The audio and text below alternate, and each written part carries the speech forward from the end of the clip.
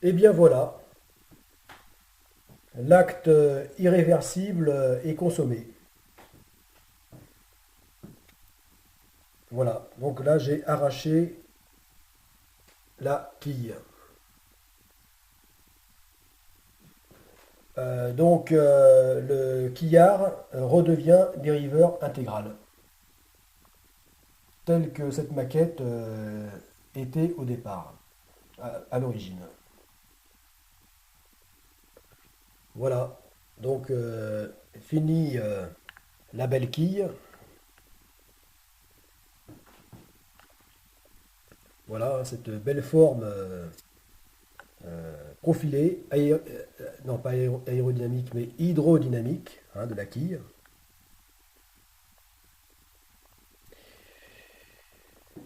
Voilà, voilà. Donc, là, c'en est fini du quillard. Et le petit voilier de la première phase du projet Godessarc, ce petit voilier océanique redevient, redevient dériveur intégral.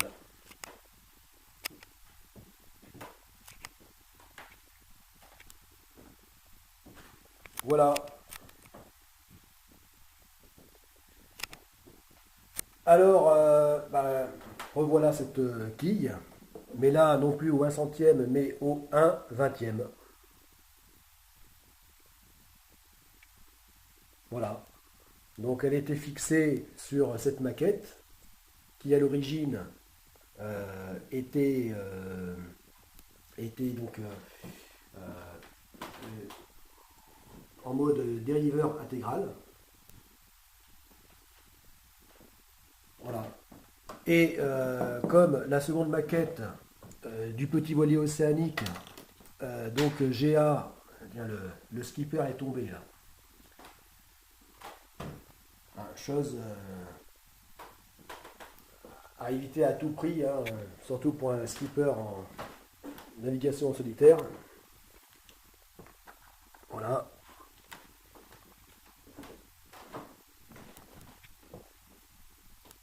voilà. L'événement fatal qu'il faut éviter à tout prix. Donc, vu que cette seconde maquette que je réalise pour bien me représenter à quoi ressemblera donc le véritable voilier, que là je décide définitivement donc de revenir à la version dériveur intégral, eh bien cette quille n'a plus de raison d'être. Voilà. Alors sachant euh, que ce bel objet profilé, bon, je vais pas dire aérodynamique, tel une aile d'avion, parce que c'est pas tout à fait le même profil, euh, mais en tout cas hydrodynamique. Voilà, ne servira plus, hein. Alors à quoi il va me servir, vu que je l'ai comme une vraie quille lestée donc euh, de, de bout de ferraille, d'acier, donc elle est bien lourde, alors peut-être qu'elle me servira désormais de presse-papier. Euh, voilà, enfin bon. Euh, donc, là je reviens au plan. Donc, alors là, c'est des plans qui montrent la structure de peau. C'est-à-dire, parce que là aussi, c'est l'intérêt donc, de ce plan, euh, donc des plans plus généralement donc, de l'architecte naval, de feu, l'architecte naval Gilbert Caroff, donc où le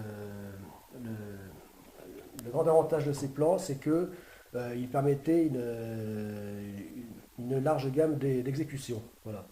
Euh, puisque puisque chaque plan avait des options très, très variées. Comprenez, des options assez variées. Voilà. Et particulièrement donc pour le modèle donc, du Châtaigne Extreme 330 qui pouvait se faire soit en dériveur intégral ou en quillard, soit en acier ou en aluminium, soit voire même en inox, euh, en tout cas pour les ponts, pour le pont, soit avec version cockpit rond ou cockpit classique. Donc voilà, une grande variabilité donc de réalisation à partir de ces plans. Voilà. Et aussi même de longueur de coque. Voilà. Puisque là, avec le modèle du Chatham 33, on peut jouer sur la longueur de la jupe à l'arrière. Voilà. Ce qui fait que ce modèle à la base qui donc à son minimum fait 9,80 m de long, eh bien sa longueur peut être portée jusqu'à 10,55 m. Voilà, avec donc la jupe longue. Euh, voilà. Donc là, alors là, ça c'est un plan qui représente l'intérieur du voilier, enfin plan d'aménagement. Et là, c'est plan de structure, hein, de la structure du pont. Voilà. Donc qui est valable tant pour l'acier que l'aluminium. Voilà, et là donc on voit bien le dessin donc, du cockpit donc avec sa version ronde, cockpit large, donc très original.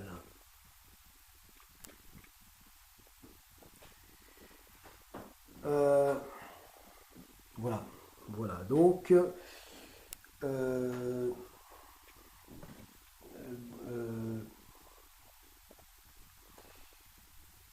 aussi je veux parler de, euh, de la façon dont je vais poursuivre la construction donc, de GA Pakicetus.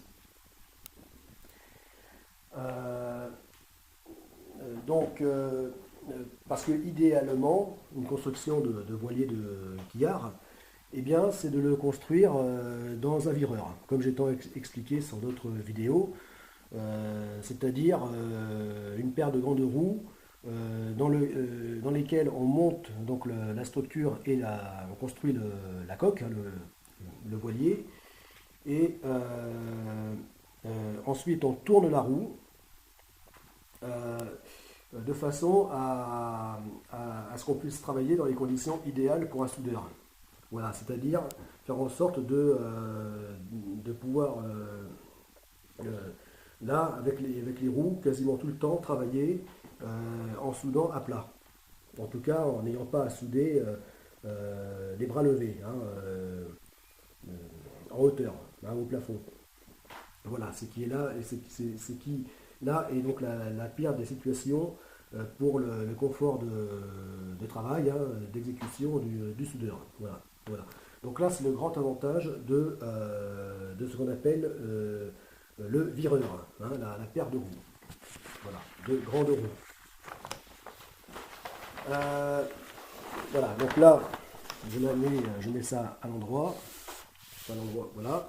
Puisque là, j'avais dessiné, hein, par rapport à, donc là toujours à l'échelle à 20e, j'avais dessiné donc une grande roue donc d'un diamètre de 4 mètres, et donc avec ici le marbre, hein, c'est-à-dire le sol, hein, la structure de référence sur laquelle donc on s'appuie pour monter la coque, et donc ces roues ancrées sur ce qui permet de la faire rouler, c'est-à-dire sur euh, sur les fondations, voilà, qui elles-mêmes sont coulées sur des plots en béton coulés dans la terre, dans le terrain. Voilà. Mais ça, c'était juste avant que je trouve des roues. Parce que là, l'inconvénient, c'est que c'est quand même des moyens importants. euh, parce que c'est pas courant, hein, d'avoir des grandes roues comme ça en acier, de grands cercles en acier, capables de supporter une structure de plusieurs tonnes. Donc, là, j'avais imaginé donc, me faire faire euh, euh, donc tourner, plier, tourner, euh, euh, des IPN, enfin euh, en U. Donc là pour former une roue d'un diamètre enfin une paire de roues d'un diamètre de 4 mètres. Voilà. Ce qui est la taille qui convient donc pour un voilier de 10 mètres. Voilà. Seulement, euh, la providence, le hasard ou la providence, ici, eh bien, fait que à cette période, je vais trouver donc un constructeur amateur, devenu donc un collègue, un ami, qui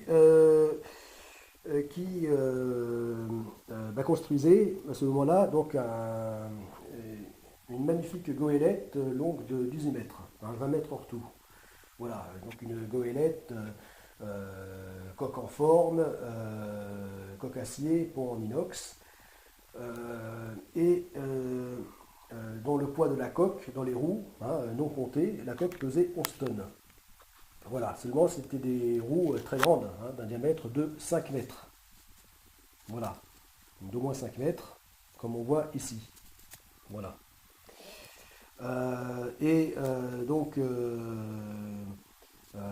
Nous nous étions arrangés comme ça, hein, donc, avec le deal de moi je l'aidais à,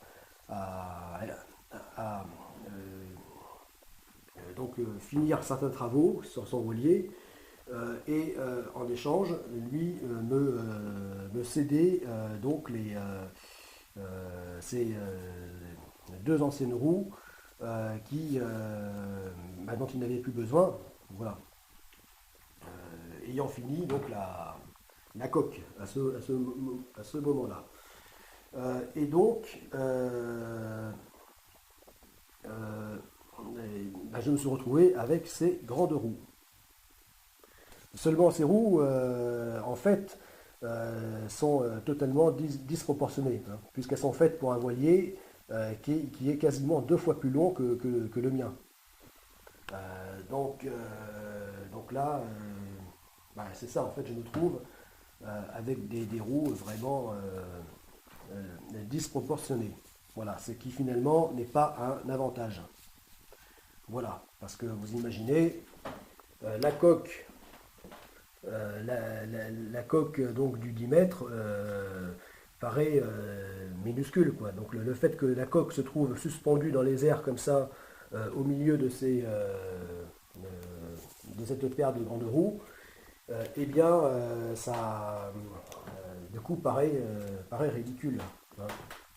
Et donc, je trouve que ça n'est pas, finalement, pas un avantage du tout, du fait que ça complique les choses, hein, que la coque se trouve comme ça, si haut, suspendue dans les airs. Voilà, pour travailler dessus, etc. Voilà. Donc là, c'est donc avec l'option quillard. Donc encore à la limite, avec l'option quillard, bon, l'appendice, hein, important de la quille, qui dépasse largement de la coque, fait que ça prend beaucoup plus de place et donc peut expliquer la nécessité d'avoir une roue grande, voire un peu trop grande. Mais là, c'est vraiment beaucoup trop grand. Allez, je coupe à la prochaine, pour la prochaine. Passez à la prochaine vidéo.